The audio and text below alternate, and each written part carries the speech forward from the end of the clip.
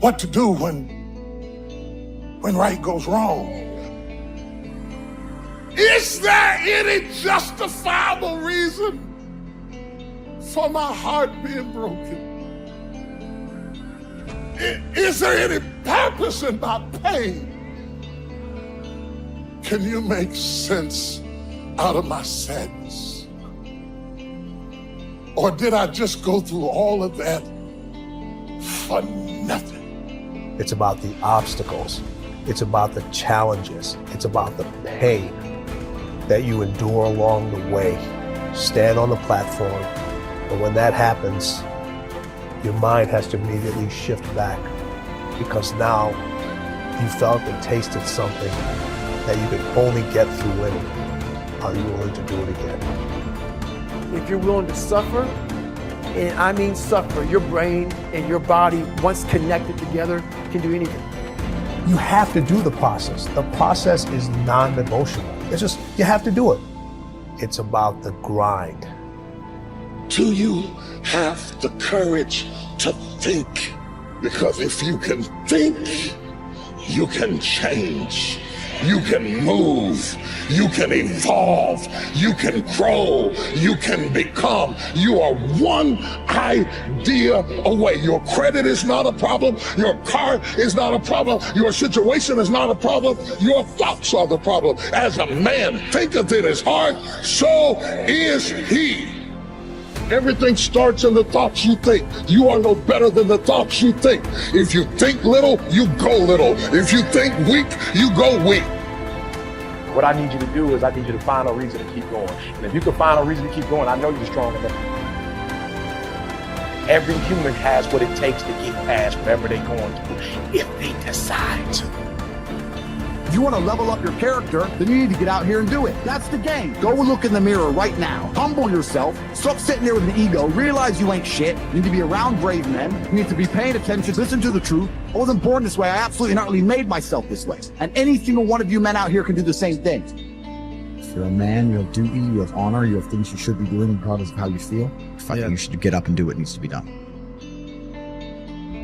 And to me, those are the individuals that win in life. I'm asking you, will you stay mediocre for the rest of your life?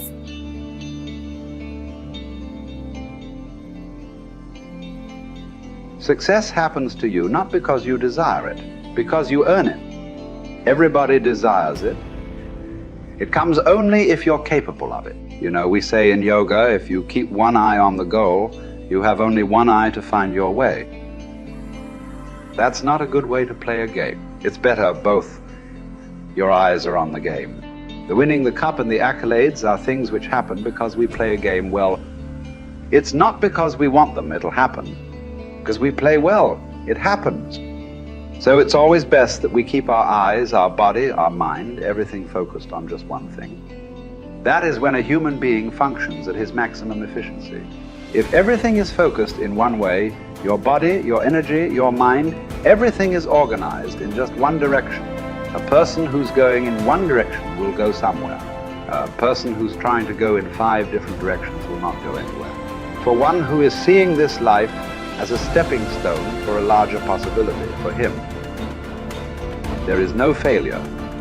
For one who is looking at the simple events of this life itself as the goal of life, for him, there is failure and success.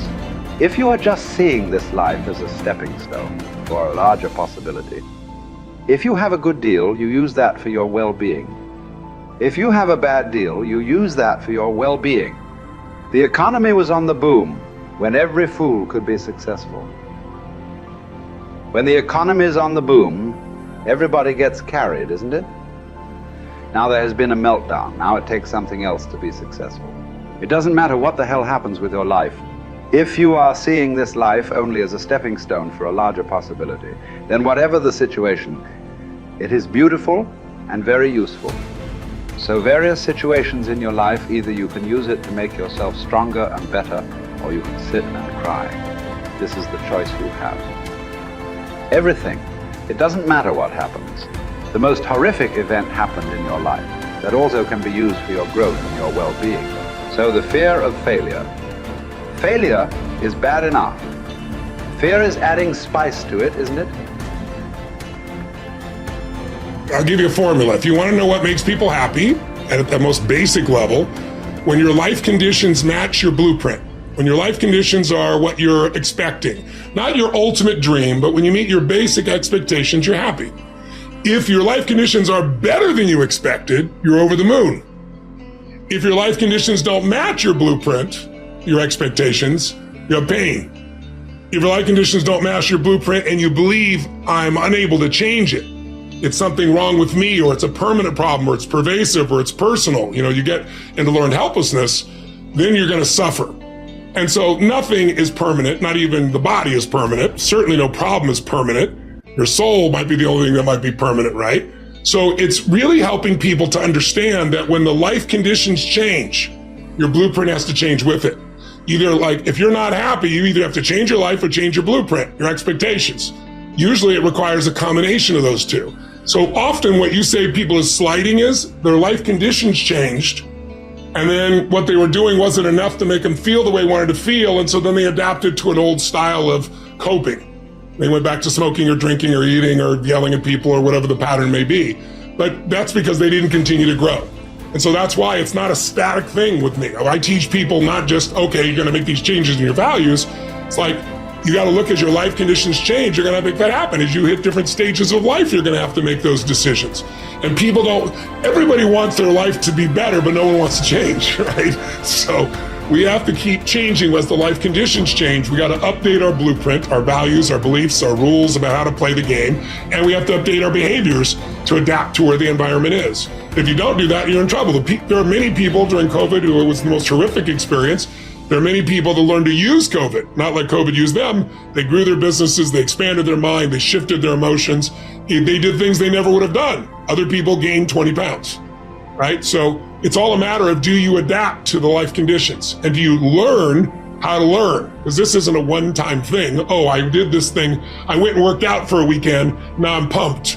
Well, great. How long is that going to last? You're going to have to continue to use that and have a daily practice. Otherwise, you, of course, go back. And that's the biggest missing thing. I teach people daily practices that get them to take what they've learned and make it ongoing in their life, as opposed to, wow, I had this great weekend. The big question is, are we letting ourselves become what we wish to become?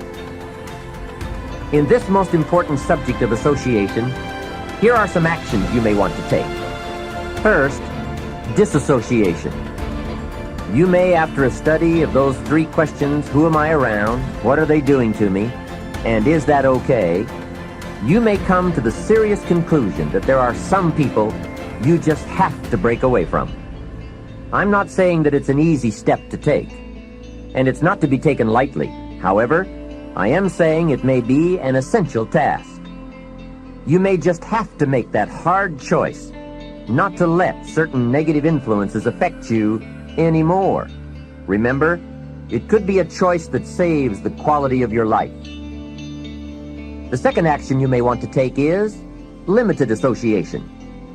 It could well be that you are spending too much time in a certain area of your life with a certain group of people.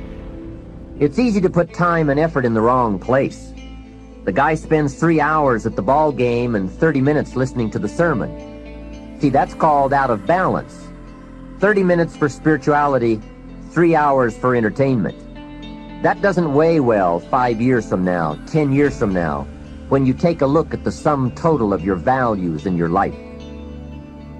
Here's one of the easy ways to end up with a mediocre average life: spending major time on minor things.